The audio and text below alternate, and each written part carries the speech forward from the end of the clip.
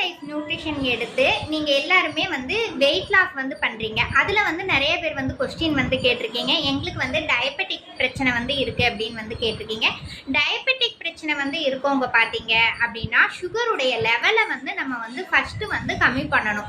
Sugar level கம்மி பண்ண பிறகு தான் நம்ம ஒரு வெயிட் லாஸ் ப்ராசஸ்க்குள்ளாரையும் வெயிட் கெயின் ப்ராசஸ்க்குள்ளாரையும் வரணும்.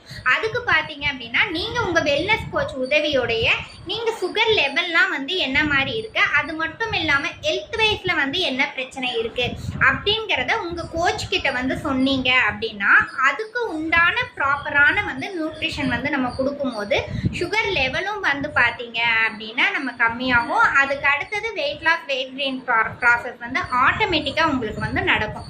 இதை பற்றி மேலும் உங்களுக்கு தகவல் வந்து தெரியணும் அப்படின்னா கீழே எங்களுடைய கான்டாக்ட் நம்பர் வந்து கொடுத்துருப்பாங்க. நீங்கள் அதுக்கு வந்து கால் பண்ணி கேட்டீங்க அப்படின்னா உங்களுக்கான டயட் சார்ட் வந்து நாங்கள் வந்து தருவோம்.